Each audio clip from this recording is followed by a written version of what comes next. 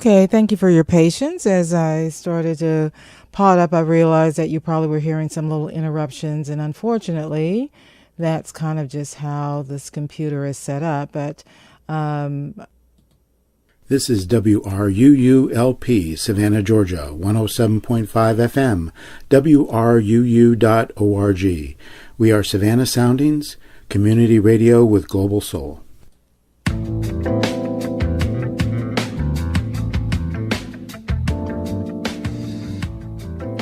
You are listening to One Human Nation with your host, Sandy Batiste. This program will be talking about race and race relations in your community and nationally. Our goal is to be open, honest, and productive.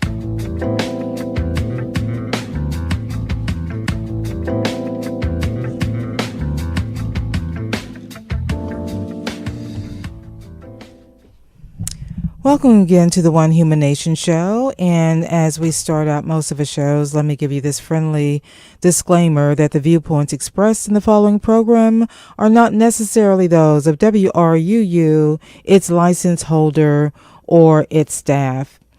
So I'm sure some of you have been watching the confirmation hearings, the hearings going on today. So it's been, I think, a pretty intense day for the nation. And so one of the things that really has come to mind with everything that's been going on in the past couple of weeks, including the push for, getting people out to vote and voting suppression that's been going on in different states, including the state of Georgia.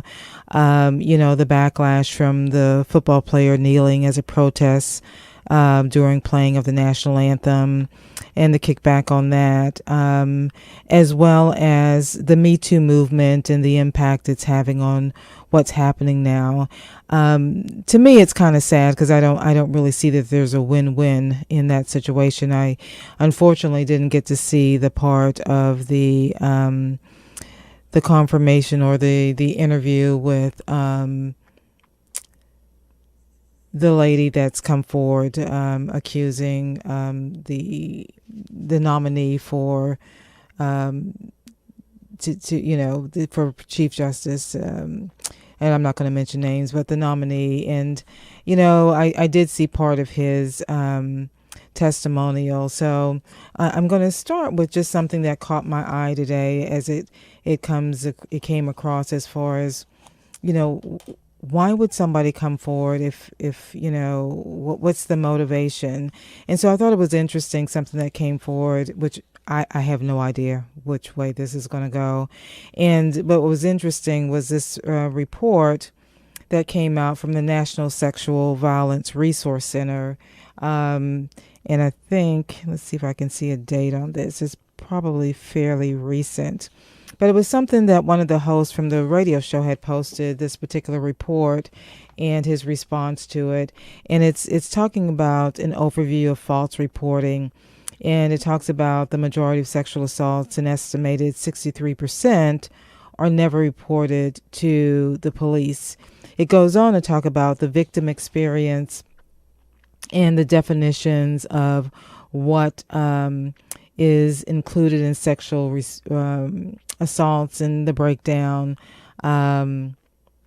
unfounded reports. And the comments from the host who comes in after me, Troy Stoner, I thought was pretty interesting. And this is in reference to this report.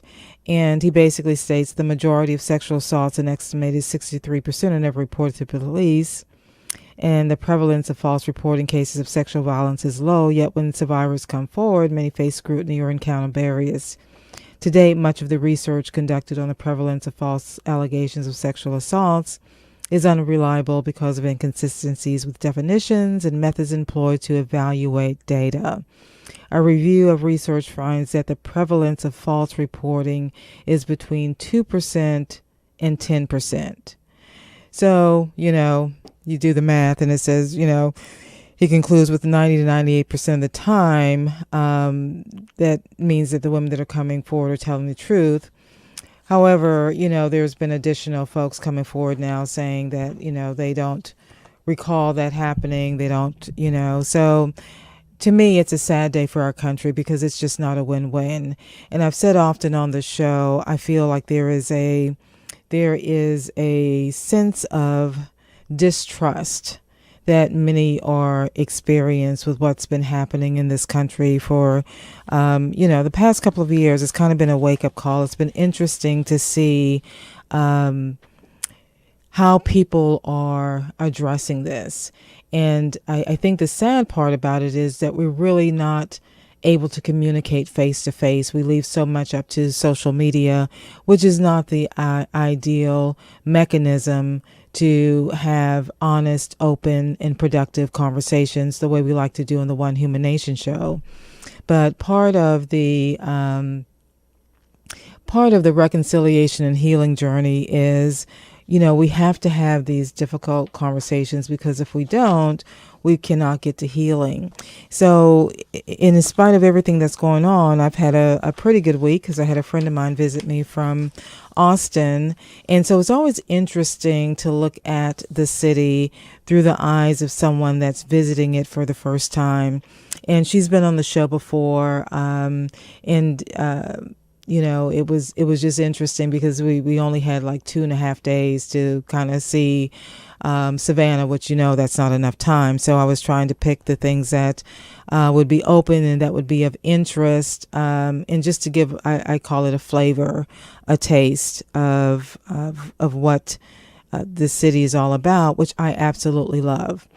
And so some of the things that we did, which is going to tie into, how someone that's coming in is looking at it and how we're telling our stories. So we did several different things. We did the Slaves in the City tour. If you haven't done that tour with Pat Gunn, I highly recommend it. We went to the Marcus Garvey Civil Rights Museum, which I've been there before, but not recently. And we went to the Beach Institute, as well as we went to the Tybee Lighthouse. And one of the things that stood out to me when I went to the Tybee Lighthouse is you watch a video, but in that video, as so many of the stories that are being told, it left out the story about how African Americans were not welcome to the Tybee Beach. Even though there were African Americans living in Tybee, they were not welcome to the beach. And I remember that, because I remember when we went to the beach, it wasn't at Tybee. And so I did find an interesting article about that, and I'm going to share some of that with you as part of the show, because to me it all ties into, what should have happened with civil rights, what didn't happen with civil rights, and why we continue to have the fight, why we continue to have these situations come up, is because we haven't resolved the issue. And until we resolve the issue, and my friend described it as, until we resolve the issue of race and reconciliation in this country, it's like a sore that doesn't heal. And we keep picking at it and picking at it and picking at it. And I think the intention in many ways is to keep the country divided. And I do believe that. And until we get beyond that point, we're going to continue to be divided on these issues that come up, and then you don't hear anything else about it. So in 2 weeks' time, or even a week time, we'll see what the conversation is about. A couple of weeks ago, it was all about the football player that was kneeling, and then Nike doing the ad, and people burning their Nike shoe. It's all of this stuff, to me, is a distraction. So on this show, today's show, I do want to talk about and listen to some clips that I've identified that really, hopefully, will help us put into context of why we need to continue on this journey of reconciliation and healing. And I know it's not easy, and it's not easy to think that people are considered as property.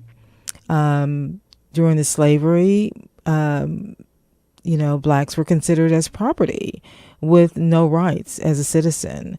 Women were considered as property. And it's very interesting on how the push is to get more women into office. And so one of the things that I want you to listen to is this clip that I found. And it talks about just because you have blacks in power doesn't mean that we have empowerment.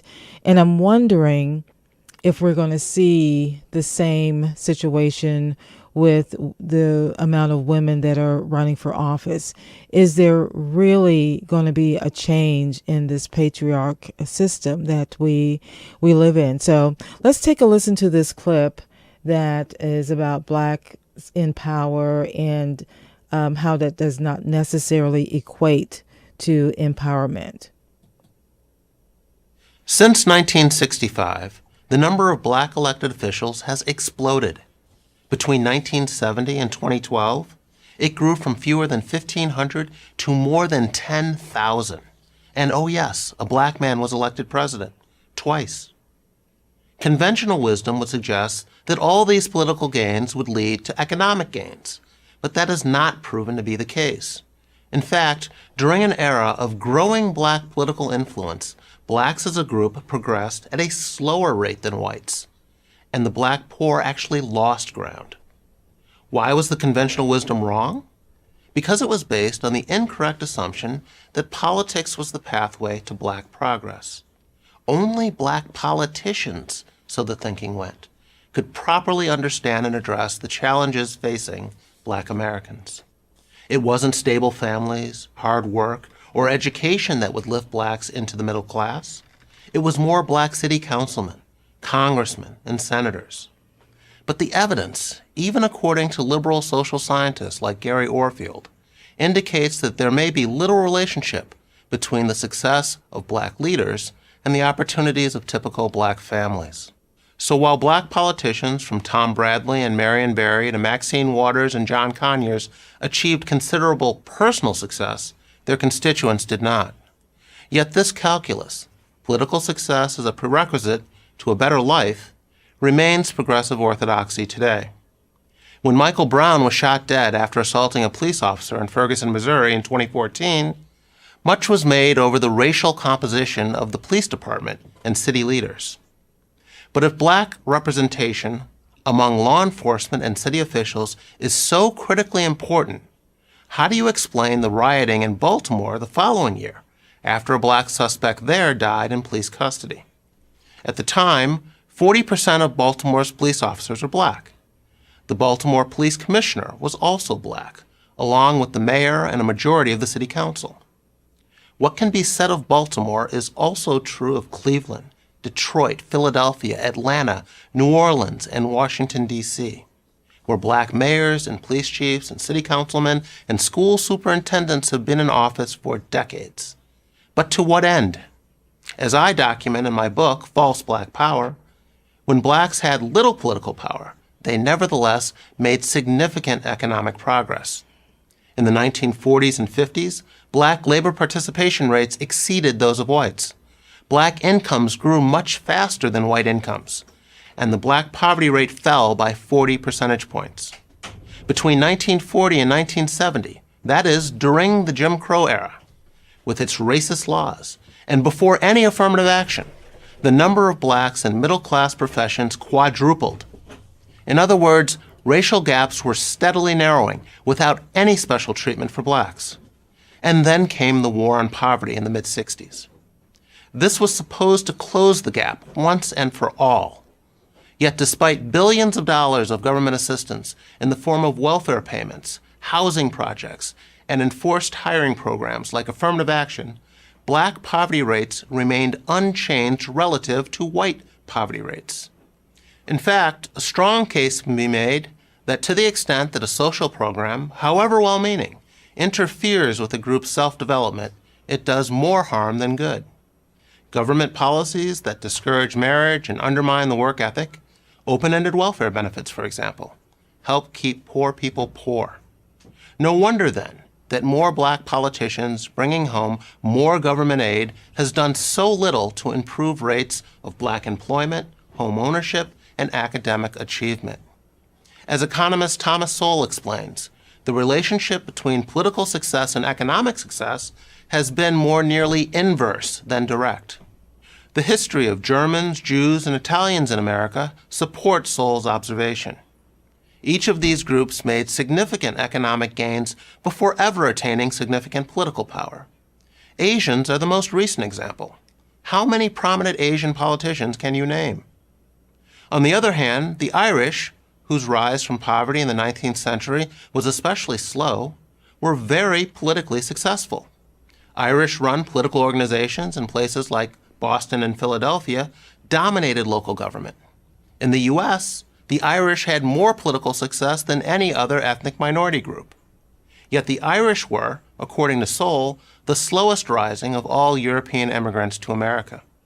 The black experience in America is of course different from the experience of the Irish or any other ethnic minority.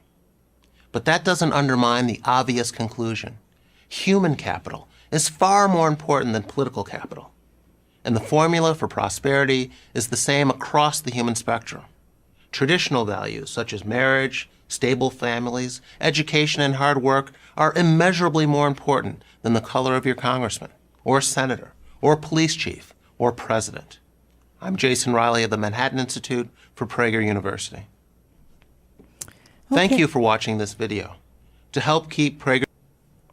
Okay, so kind of food for thought, because, you know, we've seen this demonstrated in Savannah. I think and this was during the time that I didn't live here. I was in Texas, as some of you that listen and know me know. I moved back to Savannah, which is my home where I was born and raised, in 2016.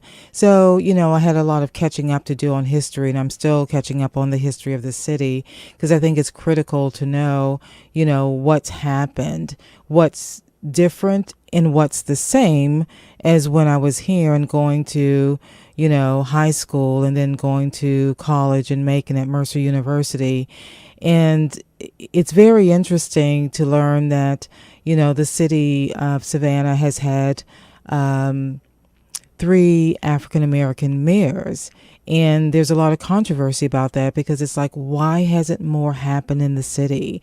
And what struck me when I came back was that some of the same areas that were blighted or considered low income are still here. You know, why do we still have a Fraser Homes, and why do we still have a Yamacraw Village? Why do we still have flooding in areas that flooded when I lived here, you know, and now we have other areas that are flooding because of all the development.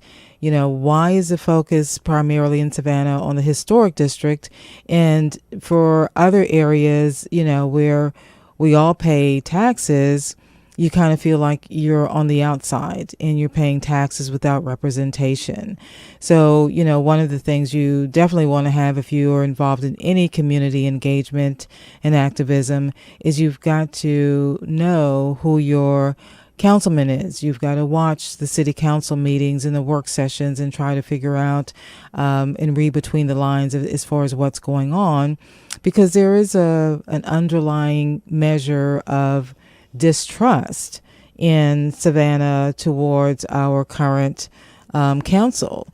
And not all council members are included in that, but I definitely sense the distrust. And when I talk to different people, it's kind of like a disgust that we're not further along in the city where we need to be, so we can get to reconciliation and healing.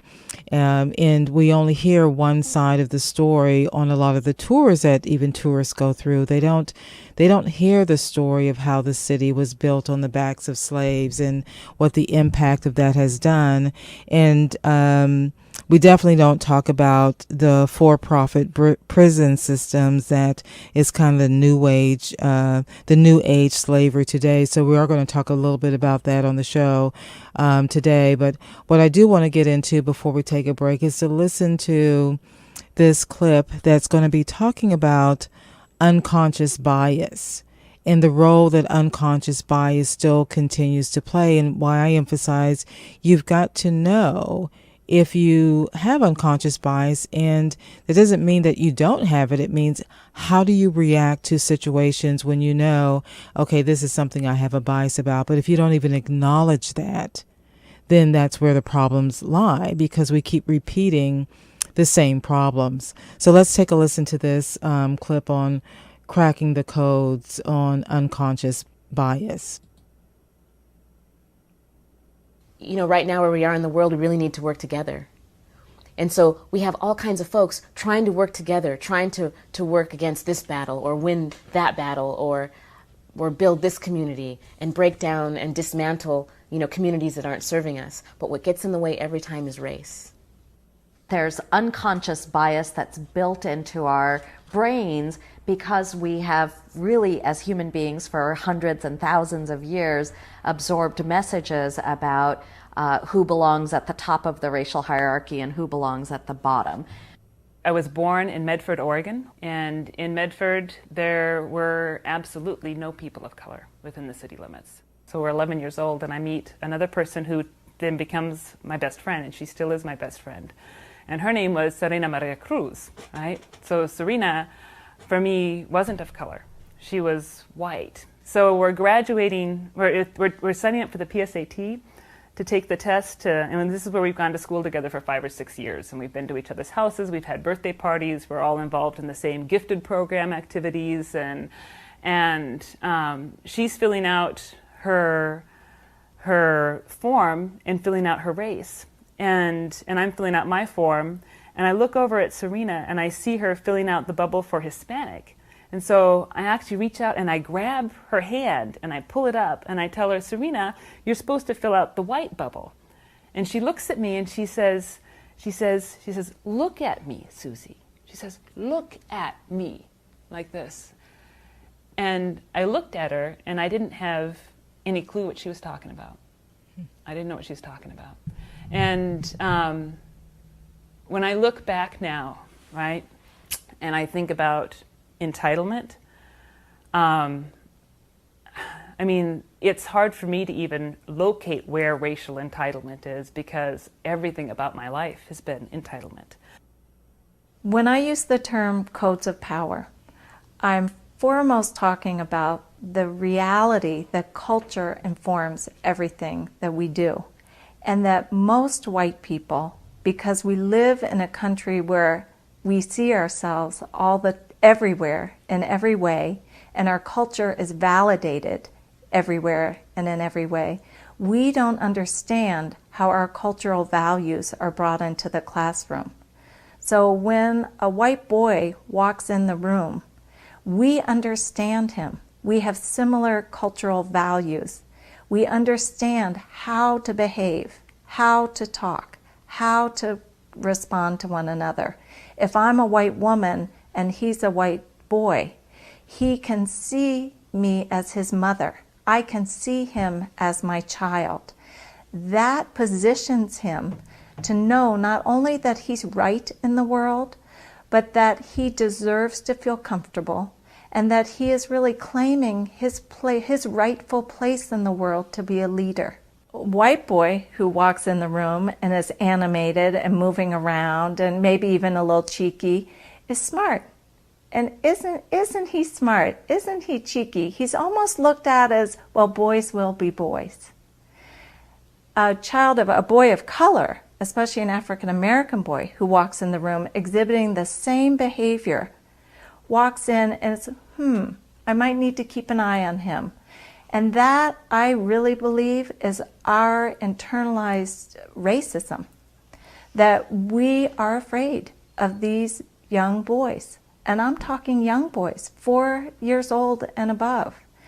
And that instead of the teacher looking at him or herself and saying, what is going on with me, that this same behavior creates fear in me instead of admiration, we pathologize the boy of color. I travel all the time. If I'm in an airport, I've seen folks, particularly who could be perceived as being from the so-called Middle East, who could be perceived as potentially Arab or whatnot, or Persian or anything else. How many times I've seen them pulled aside and searched, and it's not that fascinates me so much.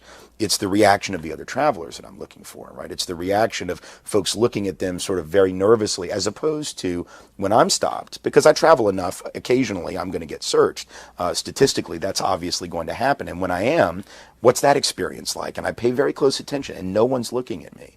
No one is looking at me with that look of, oh crap, I really hope that white dude is not on my plane, right? Nobody's really nervous about that. When I think of internalized racism, I think of the appropriation by persons of color of the prejudice, bigotry, and stereotypes which are aimed at them. It's always kind of like climbing up this mountain. Well, maybe if I do this, maybe if I do that. And sometimes not even consciously saying, well, maybe if I do this. It's not like I would consciously say, well, maybe if I just made my hair a little straighter, I would be more accepted. You start learning, oh, well, if I could be more white, then I could be more comfortable, then I can fit in better. There would be people that would come into the flower shop where my mom worked. I would work in there sometimes during high school. And if there was someone that walked in that was, say, Latino, I might help them last, just like the white people do. I think it's really, as Americans, we still are really not good at seeing a racist impact when there is no apparent racist.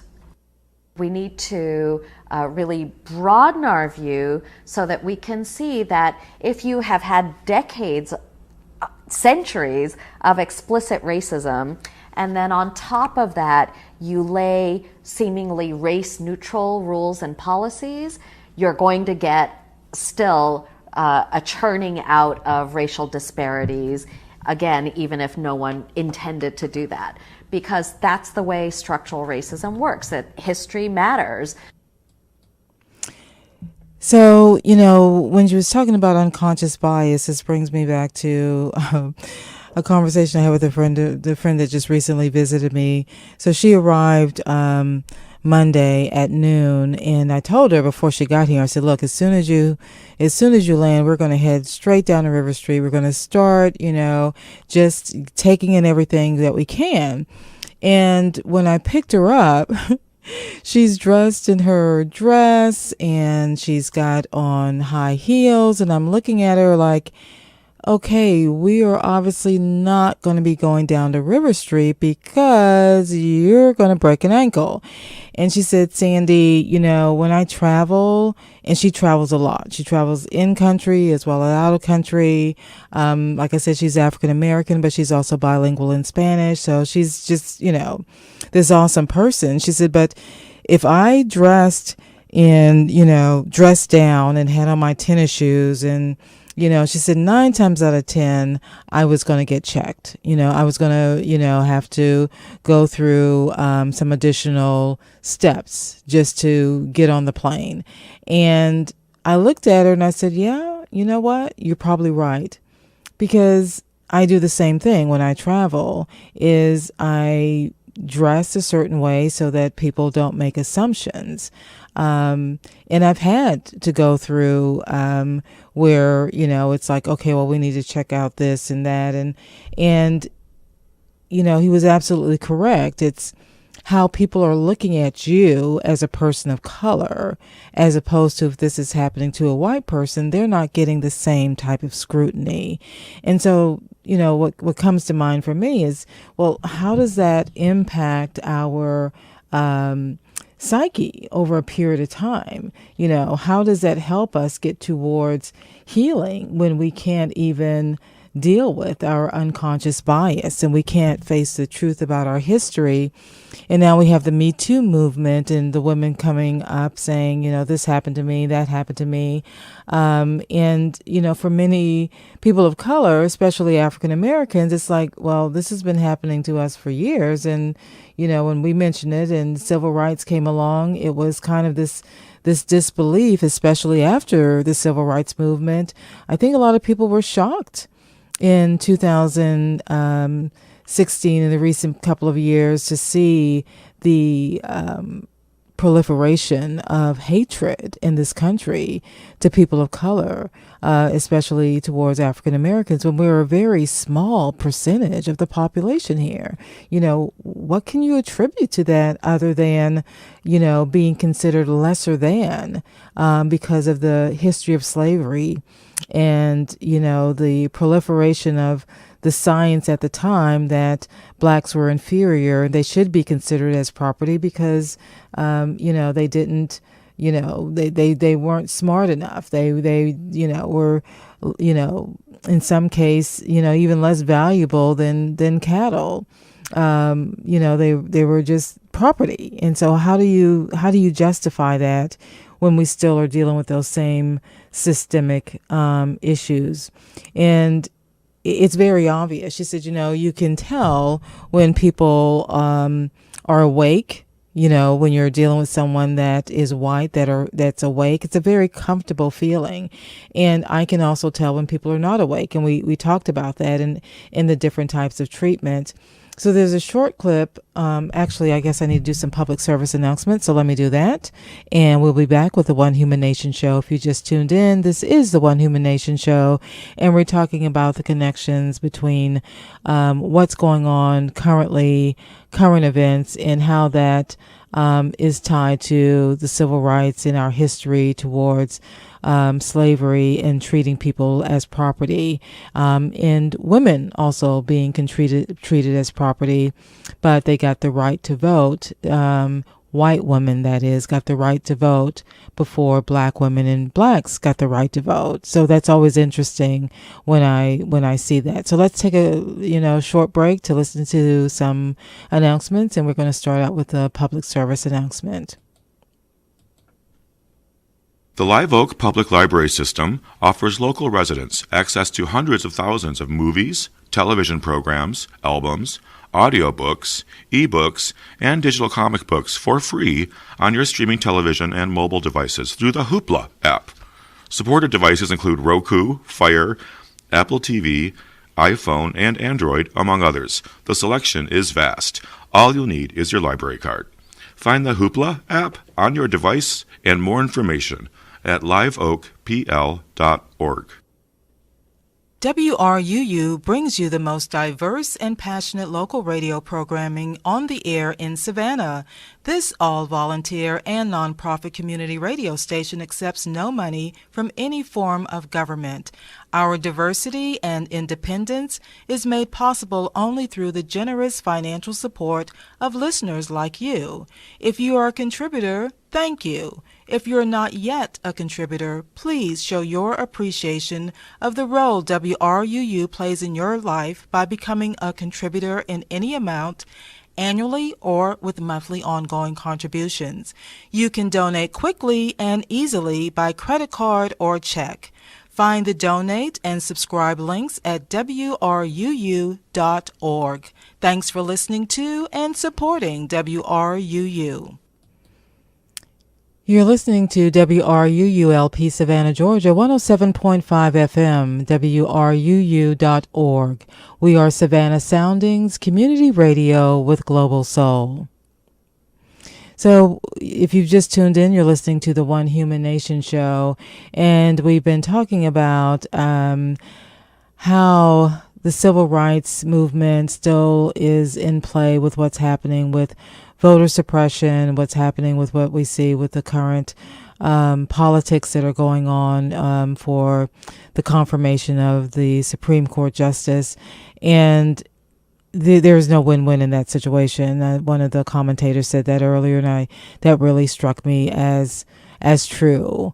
There seems to be this disconnect in this country with what's really happening in our history that's tied to how indigenous people have been treated, as well as how slavery, people of color identified as one time colored, another time as black, and another time as African American. So you can choose whichever description that you want to choose.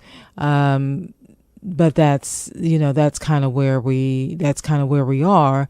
We've never dealt with the reconciliation of how this country was built.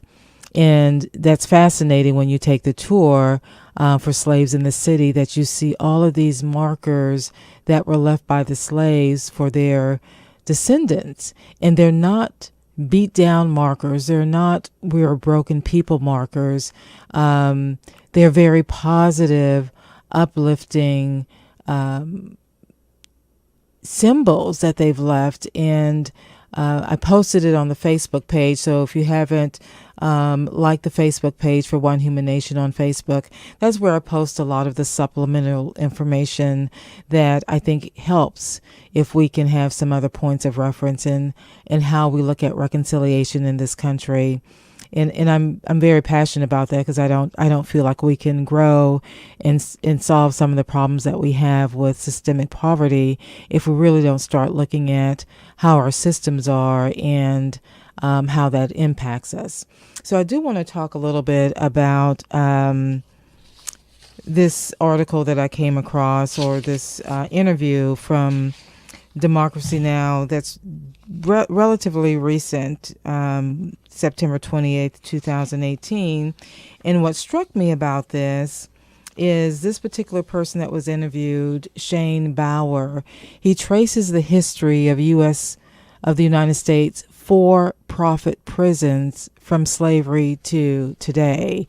And that to me was very interesting on taking a look at that. And so what Mr. Bauer did is he actually went undercover so that he could really figure out what was going on in these privately run prisons. So it's very interesting, and I'm going to share with you some of the things that he covered on this interview. And the title of his book is American Prison, just in case you want to check that out. So he knows a lot about the prison system, both working as a prison guard, and also he was imprisoned himself in Iran for 2 years. So I thought that was, if anybody can speak to this, he could. So what he did, he stated that he went undercover in a private prison because he wanted to get a really close look at what life is like inside of these corporate run prisons. And when he did that, he realized that we really had to go back in history to really kind of get a grasp of how systemic this problem was rolling over in today's prison system. So after slavery, the entire Southern system was privatized. Prisoners were essentially fulfilling the role that slaves had filled, working in cotton fields and coal mines for companies like the U.S. Steel Company, which was the world's first billion-dollar company. And so one of the things he said, that the prisoners were essentially contracted to planters and forced to pick cotton. They were whipped, tortured, had to meet labor quotas, and the system was referred to as convict leasing. And this system was actually, what he states, is more deadly than slavery because every year between 16 and 25% of prisoners would die. And that recently came up with the fires in California in using inmates, for labor purposes, and, were they getting paid for that? And so he goes on to state that eventually the states actually bought plantations themselves. So instead of sending the prisoners to private businessmen to put them to work in their fields, they would put them to work on their own plantations. So one of the books that he researched and referenced is he discovered that the co-founder of Core Civic, which was one of the owners of private prison systems, and this owner's name was Terrell Don Hutto. He started his career actually running a cotton plantation prison in Texas that was about the size of Manhattan. This is according to Shane Bauer. He lived on the plantation with his family. He had what was called a houseboy, an African-American prisoner who had to serve his family. And he ran the Arkansas prison system, which was entirely made up of plantations. And so, it eventually led to a federal judge that condemned what he called torture under this Terrell Don Hutto, that inmates who refused to labor in the fields were put naked in solitary confinement. And he would run these plantations at a profit for the state. So it attracted the attention of other businessmen. And so what they told him was, we need to start a new company, and that company is called Corrections Corporation of America. So when we talk about why do we have a systemic problem in our prison systems, you have to kind of dig through the history and the transition that was made to using prison labor instead of slavery. And so when you start looking at these truths and what happened, you know, in some changes. So basically, Attorney General Jeff Sessions, he rescinded Obama's memo for the Bureau of Prisons not to enter into new private prison contracts.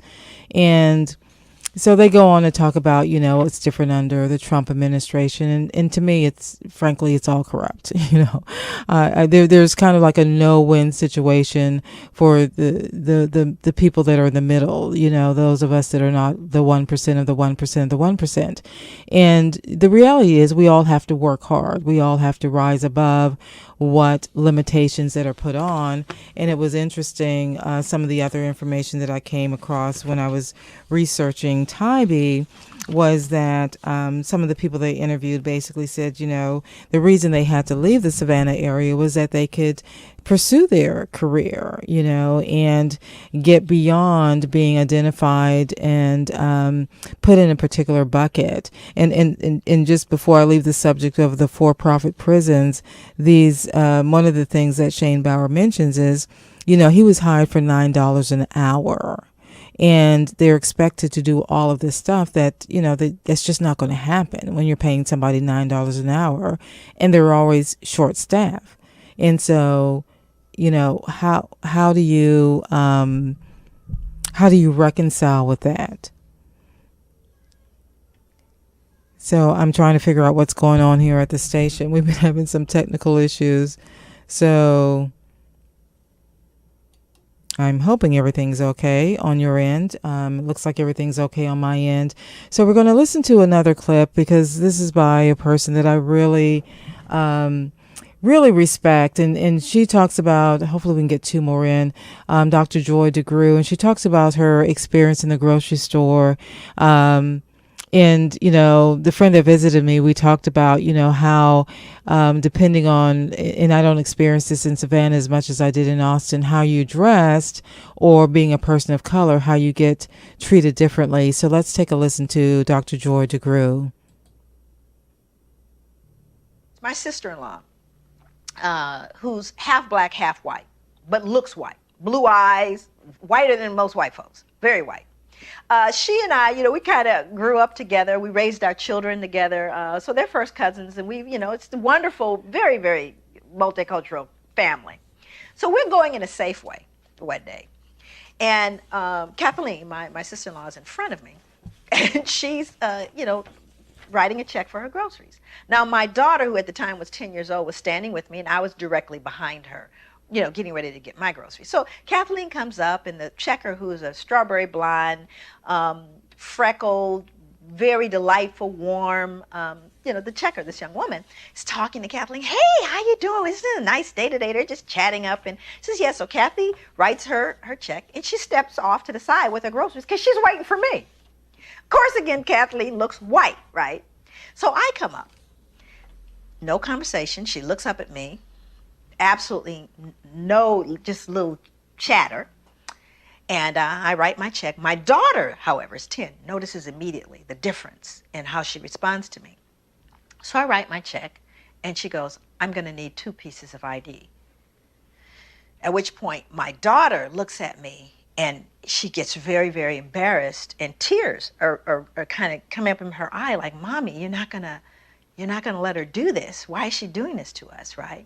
So I'm trying to figure out what I should do, because behind me are 2 elderly white women, right? And I'm thinking, okay, so then I become the angry black woman, right? And they're going to be, and I'm just trying to second guess all the drama.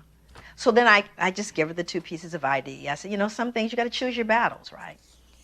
And then it gets worse. She pulls out the bad check book, right? So this is the book that shows the people who've written bad checks. So she starts searching for my license in the bad checks, at which point it's just out of control now. Just as I'm standing there, trying to decide what to do. And it's really deeply humiliating. Now my daughter is in full-blown emotionally upset, who's 10. My sister-in-law walks back over.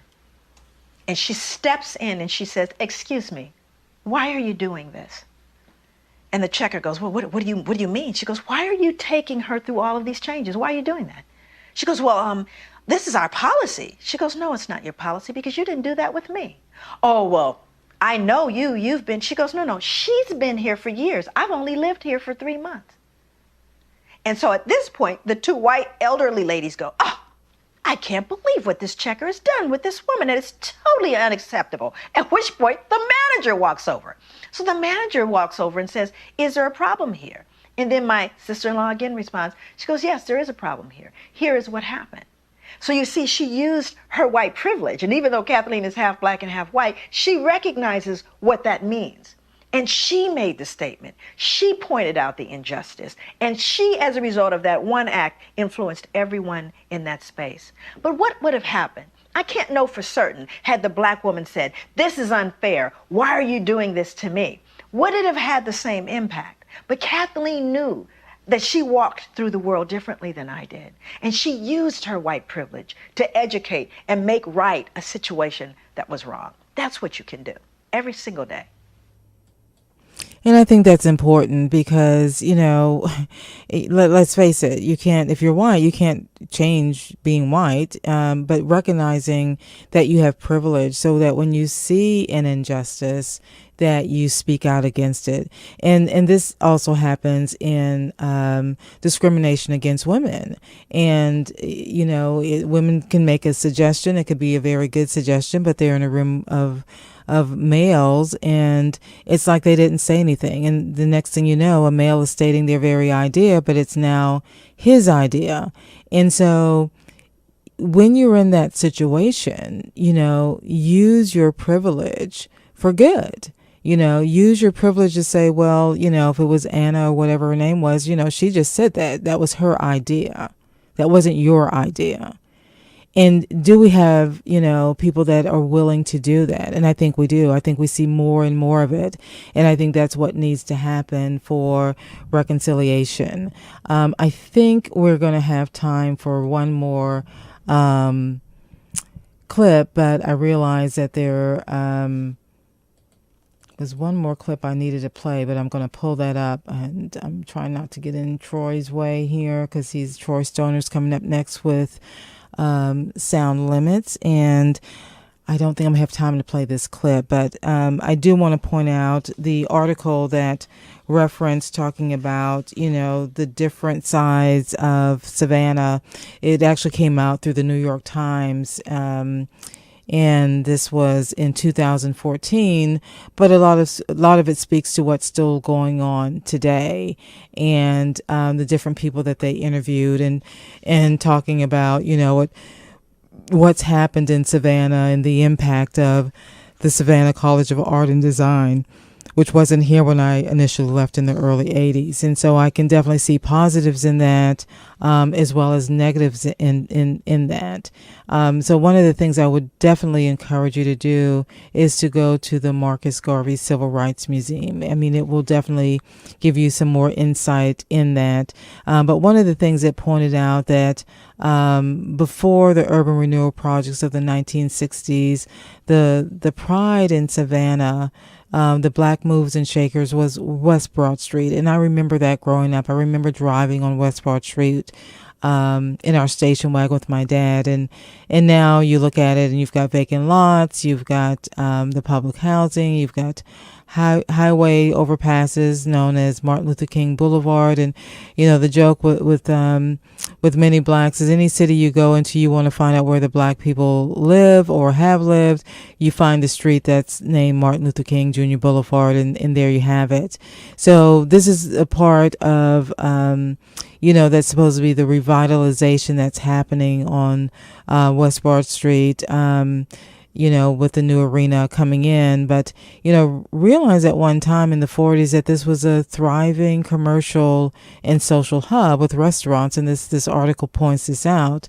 You had the Union Station train depot. You had nearly 200 businesses, including the Wage Earners Savings and Loan Bank, Savannah Pharmacy, and the Star and the Dunbar theaters. And so, there are people that said, I don't know if integration really helped us. And in many ways, it really stripped us of the communities that we had built. And, from funeral homes to, that still fortunately go on, because that's a whole nother issue where there is a racism impact. So as we get ready to wind down today's show, because Troy has just walked into the studio. So I encourage you to keep an open mind about what you're hearing. I know it's emotional, and I think unfortunately the intensity is going to get even higher, but I do think it's necessary for us to go through this journey so that we can get through reconciliation and healing.